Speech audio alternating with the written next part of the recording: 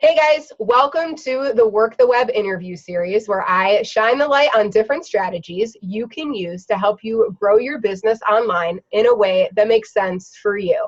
So there isn't only one right way to take advantage of the online world. So I'm interviewing over 11 experts that focus on one thing, and that one thing helped them grow their business in ways that they couldn't even imagine. So today I'm here with our special guest, Nevica from Collaboration Catalyst, and we're going to be talking all about how focusing on strategic collaborations can help you grow your business online. But before we get into that, let me just introduce myself really quick in case you're new around here. I'm Mariah, a website strategist over at mariahmagazine.com, where I work with online business owners to help them get more website traffic and improve their SEO by creating a website strategy that's unique to their goals and their audience. So Nevica, do you want to go ahead and introduce yourself? Yeah, thanks so much for having me. I'm so excited to talk to you today and to be here. I am Nevica. I am the founder of the Collaboration Catalyst and also a business strategist. The Collaboration Catalyst is a community for women B2B owners who want to meet the people that know their next customer or client. So in that community, everybody works together to get referrals and to collaborate so that they can reach more of their ideal clients. So because it's B2B owners, we have people like copywriters, designers, bookkeepers, accountants, stock photographers, brand photographers, anybody who is a business owner that works with a business owner. But it isn't just service-based. So we also have like people who sell digital products or digital courses or membership sites or programs and stuff like that. And the thought is that everybody in there should know each other because they each have each other's clients in their audience. And then I help them, one, get connected, but two, also figure out, which we'll talk about in a little bit, ways that they can collaborate to reach each other's ideal clients. Yeah, I am super excited to talk about this topic. I think that it's a really, really powerful way to grow your business, and I think that it can open up so many doors, but we will obviously get into that. How did you get started in the online business world? I like going way back. I saw a YouTube video online about with the people who have now created the 5-minute journal. So Alex and Mimi Icon. Before they owned that company, they own multiple companies now, but before they started that, they started a company called Luxy Hair. And I was like looking up YouTube videos in college to figure out what to do with my hair and realized like they were making these videos and like traveling the world and like having this like dream life, not in a 9-to-5 job. And I was like, this is a thing. Like people, like, how are they making money? How are they surviving? What's going on here? And then just like went down the rabbit hole, eventually found like Marie Forleo, and realized there was like hundreds. It's like a whole like undercover world that you find once you start like getting curious about the online business world. It's like you open up a door and it's like literally a world that you had no idea about. Yeah. And it's just like crazy. So like once you go down that rabbit hole, it's pretty hard to come back knowing that they're like, I think the biggest thing is just like realizing like there are thousands of like women doing this. Like what makes me any different that I can't like create a life for myself where I'm doing this? So yeah, once I figured out that was like possible, I was like, okay, I need to do everything to figure out how to make this my life. Yeah. I feel like that's like kind of like a similar story to a lot of us. Is like somehow, somewhere, the online business store opened and we've never been able to crawl out ever since. Like it sucked us in, and I feel like it's made our lives so much better. Like I was just talking to somebody the other day and I was like, I feel like my quality of life has like grown exponentially from owning an online business. And like it wasn't anything that I thought would happen. No, and I just always thought the path was like a corporate job. Like I never knew anything else. Like I actually like swore I would never be a business owner because I thought like they were so miserable because everybody that I had known like as a child growing up that had their own business, which was very few people. I could count on one hand how many people that was, were just so miserable and like stressed out all the time.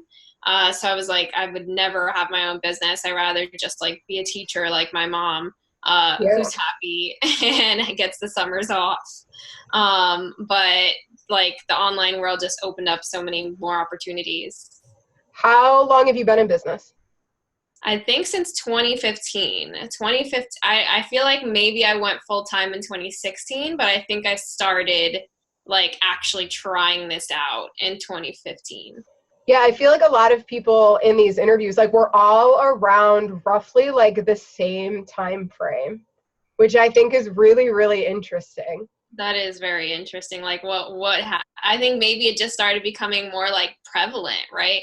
Even like things like Instagram and influencers and stuff like that. Like that's like this time all of this just started like boiling up, and YouTube too. And like video marketing is insanely powerful. I mean, obviously, like back when you were in college, video marketing sucked you in. And like ever since then, it's gotten so much more prevalent in everything. Totally. So running your business, has it always been like smooth sailing, or did you run into like problems, hiccups, growing pains? Yeah, I'd like for sure. I think there always is. Like I still question, like, am I doing the right thing? I don't know if that, I mean, like I said, I've only been in this for like 4 or 5 years, but I like in the grand scheme of life, that's not long. Yeah, for sure. But then you like look back and you're like, that's like 4 or 5 years that I've been my own boss. Since like I've been able to feed myself from doing things that I do. Yeah, like, I feel like that's so powerful. Yeah, it for sure is crazy, but also I think like just like in the grand scheme of life, like that's not that long for me to like be able to say it's going to end eventually. Like this like feeling of like knowing if I'm ever doing the right thing is going to go away. I feel like I don't know yet if that's the case. So I definitely like, it definitely has not been smooth sailing. Like I've changed course plenty of times. And like, and just always have that in the back of my head. Like, am I doing the right thing? Is this going to work? Is this what I should be focusing on? Is this what I should be doing next? It just has not been, for sure has not been smooth sailing. I'm a lot happier where I am now than where I have been in the past, but I think it's just constantly so far been a bit of a roller coaster. Yeah, it's like that constant like testing and tweaking. Like we don't know what we don't know until we realize that we don't know it. And then like that's the only way that we can go ahead and like fix it and essentially like get ourselves on the path that, I don't know, makes us the most happy. I don't even know if that's the right way to say it. Like, no, kind of, like, it makes us the most happy. And then what makes money. And then like what also solves our people's pain points. Yes, exactly. So I know that you now really focus on the power of strategic collaborations and using them to grow a business online. How did you come up with the idea to focus on that? Yeah, so that's an interesting story. So I like started my business off wanting to, I had like tried starting other businesses like on this I'll make a long story short. I had tried starting other businesses that like weren't online. And like the one common factor that I like that just kept coming up was that I just like the business side of it. So like a lot of times people just like the creative side. Like I didn't like the creative side. I just liked the business side. So then I realized like, I can help people with the business side, and taught myself like online marketing, online business, then got certified as an online business strategist, and was doing that. So was doing that like for the 3, like let's say like 3 out of the 4 or 5 years until I switched to this. And so through that, I was specifically helping my clients who were at like the 2-year point in their business. So at this point, they like validated that they can make money, but they needed to like really make their business sustainable, and like bring in consistent money every year, and like really think about like, how is this going to go beyond like me just bringing in enough money to live, right? Yeah. And at that time, so I was like working with those clients, and at that time I was just like fed up with social media. Like it was just like, I'm sure it at one point or another, everybody has like felt that like sting of Instagram, of like Just like the burnout from it. It's like, oh my God, I can never catch up. Yes. It's just always going. You have to constantly be creating things. And when you're creating things in your business for your clients or like projects, and then it's like, and then you also have to create other things to help grow your business, it gets exhausting. Yeah. Yeah. And like in a regular company, that's like 10 different people. But Yeah. for us, it's just us. So I was just like really burnt out by it. I was burnt out, had comparisonitis from it. I was just like, I cannot do this anymore. Like, this is going to like make me quit everything. So I was like, I'm just going to stop posting. And I really wasn't getting clients from it. So like for real, I wasn't getting clients from it, and I was letting it stress me out this much. So I was like, screw that. I'm not doing that anymore. But then I was like, okay, like, even though I know I wasn't getting clients from that, what am I going to be doing to get clients? Because obviously I was only doing that to try and get clients, even though it wasn't working. And I was like, okay, what I'm going to do instead is get in front of other people's audiences, and make sure that I'm doing that at least once a month, every month, so that I know I'm reaching new people. So I did that. I was like pitching my friends to get in front of their audiences, or my friends would like ask me to do things like what we're doing right now, to invite me to talk to their audience. And I did that every month for a year, and had my highest revenue, at that point to date. Oh, shoot, girl. All right. Taking the full year off of social media. So like I didn't post on Instagram for 1 year, and that was the only like social media I was using anyways. And that's crazy. Like for an online business owner to hear that, like you took a year off of Instagram, off of like social media, and you made the most money that you've ever made. Yeah. And yeah, it was crazy. So like my clients then were like asking me, like, how are you doing that? Yeah, like what are you doing that I'm not doing? Yeah, like how are you getting, and I'd like, honestly, I have I don't have anything against social media. Like now that I've switched my business model into like a membership model with the Collaboration Catalyst, I know Instagram is something that I'm going to have to like bring back and really heavily be on. But because I was like just a client-based business and just needed a few clients a month, I knew I didn't need it. So anyways, so my clients were asking me how I was doing it. And then I would tell them like, oh, I'm getting in front of communities that are filled with my ideal clients. And I'm like doing a presentation or doing a Q&A, like just getting in front of those people, letting them know what I do, serving them. Talking about the things that you're passionate about. It's not like you're talking about something that you don't care about, so it's like a drag to do a presentation. It's like you're so passionate about what you're talking about. You're stoked. You're like, what's up, people? Like, let's talk about this. Yeah, exactly. So I was telling them like, oh, this is what I'm doing. I'm getting in front of these audiences. And then the one consistent form of content that I was still doing was my email newsletter.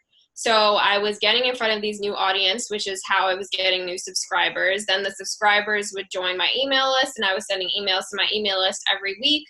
And either as soon as I did those like presentations or got in front of that new audience, they would like sign up for a consult call, or they would get on my email newsletter. It would take them a few weeks, and then they would sign up for a consult call. So like there was like, it was a system, like it wasn't just winging it. So then I was like trying to tell my clients like, okay, this is what I'm doing. This is how I'm doing it. And they wanted more like support, but I didn't want, like, I had a set package at that time. Like my business strategy package was like a set thing. Like I take you from here, we get to here, and then I send you on your way. Yeah. And I didn't want to extend it. I didn't want to like keep working with people.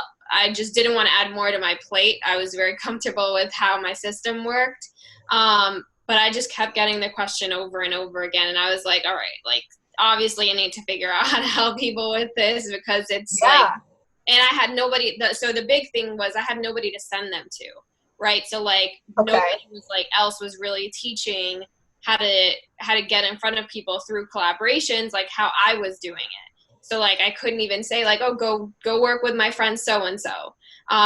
So then I was like, okay, I think I need to figure out a way to do this. And eventually I figured out that felt like a membership was the best way to help people learn this like skill. Yeah. So it's essentially like your clients are like, even your friends, they had a problem. There was no solution. You filled the gap. Yeah. And that is like how this bad boy was born. Yeah. So like, how do strategic collaborations work? Like, who can you collaborate with? How can you collaborate with them? That type of thing. Yeah. So the number one thing is, one, you need to know who your ideal clients are, right? So you need to know who your ideal clients are, who you're targeting, and then you have to find the people who have your ideal clients in their audience as well. So in like, if you think about women B2B owners, if you are a web designer, you should probably know the copywriters out there, right? Yeah. Because like people probably need to write their websites before they get it designed. Which means that the copywriters know all of the people who could possibly work with you and could be the person that recommends them to like work with you next, right? So you need to know the people who have your clients, your customers, or who have a community filled with your clients and your customers. So that's like the first thing, is to figure out, sorry if you hear those sirens, to figure out your like, you have to figure out who's in your parallel industries and really research to find people who have your ideal clients in them. So like some of the things that I recommend is like first listing out who your parallel industries are, then thinking about who do I already know in these industries, who do my friends know in these industries, and then you can move on to like actually researching things like podcasts. So I really define collaboration as like getting in front of a community filled with your ideal clients by providing content for that community. It doesn't always have to be providing content, but basically value / content, whatever value is. So like basically getting on a podcast is a form of collaboration also, right? Because you're reaching a new audience of listeners filled with your ideal clients. And you're providing value in the form of the interview and the questions that you're answering on your expertise, right?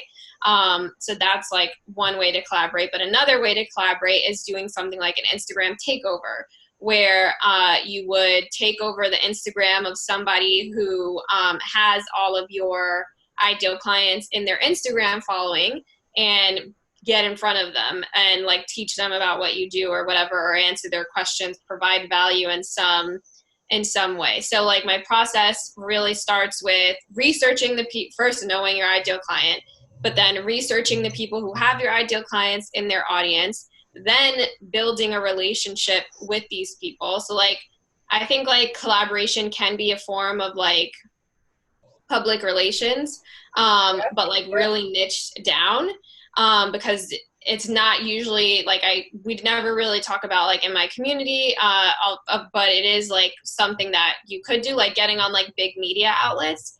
But sometimes as like an online business owner, yeah, that looks good for credibility, but are your ideal clients actually finding you on Forbes? Probably not. Yeah. So like we're doing things that are like smaller, more focused, that are actually getting you in front of the people who are going to pay you. Yeah. So it's like you really, you want to focus on these things that are going to have more bang for their buck, instead of things that like you might just think look good. Yeah. Like that's a really good example, is like Forbes, for example. But people reading Forbes, are they really looking to hire you? Yeah. Chances are probably not. Like it looks good to put like their logo on your website, like you've been featured there. So I won't knock it for that, but yeah, exactly. I mean, there is benefits for it and it's awesome, but at the same time, like you want to focus on doing those things that's gonna make your business money. Yeah, for sure. So I think like one of the things that sometimes, not all the time, is like missed when it comes to like thinking about PR opportunities is that relationship building. Like, so sometimes if you hire somebody to do PR for you, they're in charge of building relationships with all the people that they're pitching you. But for collaborations, I mean, you could hire somebody to do this, to manage this for you. But really, I teach like you building relationships with the people who lead the communities that have your ideal clients in them. So that when you get to the next part, which is pitching, they want to collaborate with you when you pitch them, or they just offer you the opportunity first and you didn't even have to pitch. Right? Yeah. So that's the core process. Yeah. Relationships are so important in business, not just online business. Yeah. But it's just like that connecting and networking. Like networking has been a thing ever since business has been a thing. So like if it's been such a big thing, like it must have some value to it. And so like the people that you're pitching to, like you're helping them too, because it's like you're giving their audience it's a win-win. Like you're helping their audience get more insight on things that person isn't an expert on. Yeah. Which is a huge thing. Like content can be a sanity sucker. So it's like if you have somebody that can help out your audience and create content so you don't have to that week, you're like, oh, I absolutely would love for you to do that. Yes. And that's like exactly what I tell people. Like that's one of the main questions I get is like, but why would anybody even want to collaborate with me? And I'm like, these people who run communities filled with your ideal clients need to keep their communities going. And they do that by creating content. And content takes a lot of work to create, right? Yeah. So you creating content for them just gives them a break and is amazing. And also they're not an expert in what you do, but their clients still have those questions. And they'll still, like you bringing that content to their community still keeps them in the community getting value from their community or wherever they're showing it. So you still, like that person still gets like the benefit. And also sometimes like for things like podcast interviews, people see like having other people on their podcast as a way for them to get exposure because that person's going to share it. Right. Yeah. So there's like lots of different things that gives that person value that they would want to have you come in and like teach their audience. Yeah, it's definitely a win-win. So do you think that that's like the biggest misconception that people might have when it comes to collaborations? I think maybe that could be one, like that it's, that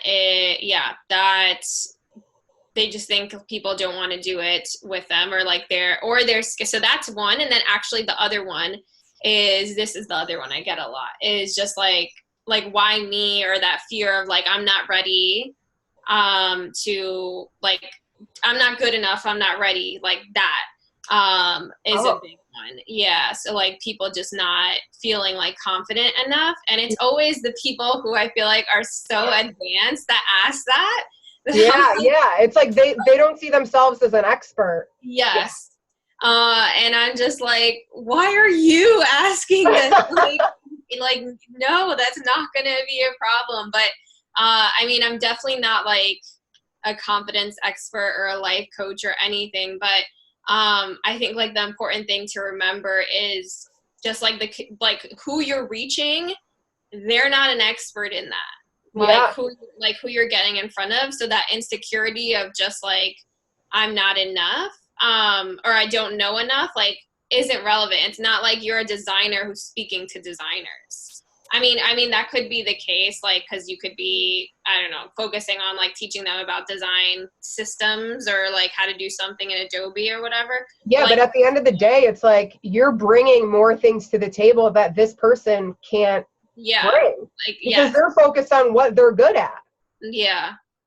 So, so another thing is like, I always tell people to start small, right? Like don't pitch Forbes first. Yeah. So like you want to start small. So like that's another fear people have, is they think they're not good enough because they haven't taken the time to like build up to where they have the confidence, like, oh, I can nail this. I can get in front of a community of 100,000 and nail it, because they haven't even gotten in front of a community of like 5 or 10 or 100 or 200 yet. Yeah. So, it's like once you push yourself out of that comfort zone, the uncomfortable becomes comfortable. And then it's just like, keep pushing yourself until you get to the point where you want to be. And then you're going to look back and be like, oh, why was I even scared? This stuff is pie now. Like, yeah. So you can start with just like in the form, like talking about collaborations. Before we get to collaborations, if you're just like working on like trying to get referrals, you can just start with like one-on-one coffee chats, right? So like just doing one-on-one conversations, that feels like a lot calmer. Then you can move to things like guest posting or guest newslettering, where it's just like written words, so it's not like live and intimidating. Then you can go to things that are like podcast interviews, where maybe it's not video, but it's live. It's a live conversation. And also like doing things with people with smaller audiences than you, then doing things with people with the same size audience than you, then moving up to people who have bigger size audiences. So there are steps that you can take in order to make yourself feel a little bit more comfortable with it. Yeah. Have you ever ran into an issue with a collaboration? I haven't, but I've heard people tell me things like they were unhappy that their like links weren't shared or something like that, right? So like I think things like that, you need to like be upfront when you're like in the negotiation process, or like talking this through, like how is this gonna work kind of thing. You need to know what questions to ask, and then when you get those answers, you need to know what you want to ask for, right? So like asking people like, okay, where is this video being shared? How is it being shared? And like those are the exact questions that you asked me when I asked you to be a guest in here. You're like, all right, Mariah, I'm going to need to know the plan here. Where is this going? How are you sharing it? But like, that's a valid question that I should have the answer to.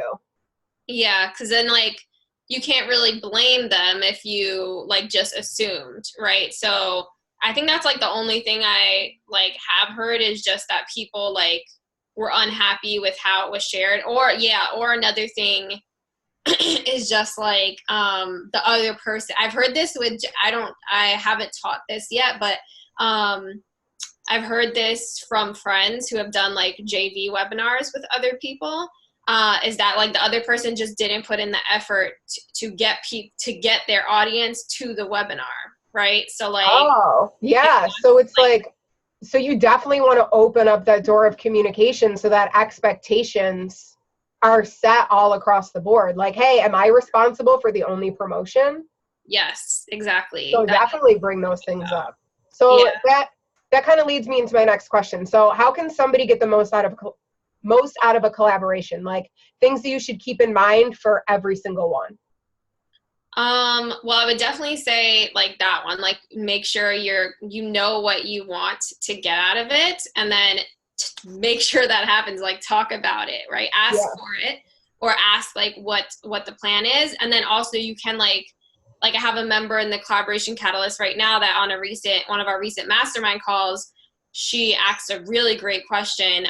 She was like, how can I help the people, the community leaders promote it? And she was like, I'm just going to create all the stuff that they need to promote it. So like, you know how when people do summits, they give you the swipe copy and the graphics and all of that. So she was like, I'm like, this wasn't a summit. It was just like her doing I think a Facebook Live in the person's audience, but she created, like she wrote the email to tell people about it and then just gave it to the community leader, and then the community leader sent it to her audience. So she's like creating everything so that the person, like literally you just have to press it, like copy, paste, and send, right? So there's like, should be little feedback on them, like not promoting it, right? So that's like one thing I've had a lot of conversations like that in the community of like, how can we make it as easy as possible for the people we're collaborating with to share it and get the word out about it? So doing the things to make it as easy as possible, like creating graphics and swipe copy and stuff like that. One of the things that I always do is I tag people on Instagram, so then they repost it to their Instagram stories. That's like a really easy way to get people to share anything you're doing, is to tag them on Instagram stories, because they're almost 95% of the time going to repost it. Yeah, especially since Instagram added that add to your story feature. So that actually that leads me to the next question. Like, I know that you don't really focus on social media right now, but you know, it is a huge platform for growing things, especially in online business. So like, is Instagram stories like the one thing that you do that really helps like your business grow and maybe can help form these relationships? Well, like to get to this point, it was definitely collaborations that got me to this point. But now that I'm running the community, I know, like I said, because now it's a community, a membership, I know I need to be growing. I need more people, right? Because yeah, for sure. not one-on-one. It's like a low price point. So I need more people. So I know that Instagram is going to be something that I really focus on to get more people into my world. And I have been like, definitely for relationship building, that's one of my biggest recommendations always is Instagram stories and following people, the people you want to collaborate with, consuming their content, engaging with their content, and sharing their content is like the path to building a relationship with anybody. Yeah, for sure. Because like as business owners creating content, we appreciate that. Yes, exactly. And then those people like become your friends if you are smart about it, and treat them as like a friend and not like a fangirl, right? Yeah, it's like putting the social back in social media. Like yes, who would have thought that that would work, right? Yeah, so that's definitely one of the ways that I build relationships and tell everybody to build relationships. But to answer your question, Instagram definitely is something that I'm going to be using, but I'm also using it with like my collaboration hat on, right? Like because like one of the things I really love about collaborations is that you can use them to grow any platform, and it probably is the number one way to grow any platform. If you need Instagram followers and you don't want the algorithm to like kill you, do Instagram takeovers or like figure out ways to share for you and like somebody else with your ideal clients to share each other's work. If you have a podcast and you want to get more podcast listeners, get on somebody else's podcast. They'll get on your podcast.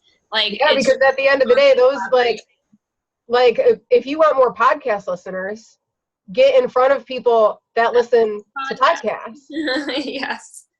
So yeah, it all just makes so much sense. Yeah. We went through so much helpful information.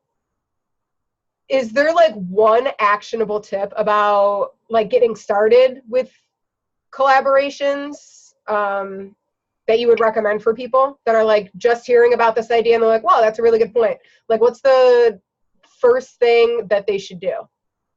Know who your ideal clients are, and then make a list of the people or the places that you know that they already are. So like the friends, the people in the parallel industries that you know that already have your ideal clients in their audience, their followings, their communities, or the places that you know that they are. So like the podcasts that they listen to, the in-person events that they go to, figure out what all of those places are, and then you'll be on your way to the next two steps, which is like building relationships with them and then thinking about the best way to collaborate with them based on what's a good way for you to collaborate that you're comfortable with, where your audience is, where you want to build an audience, but also where is that person's audience, and what would be the best way for you to reach them.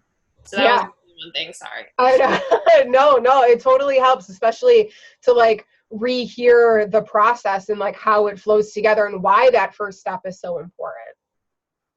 Do you have any resources or recommendations on like how or where to get started with all of this?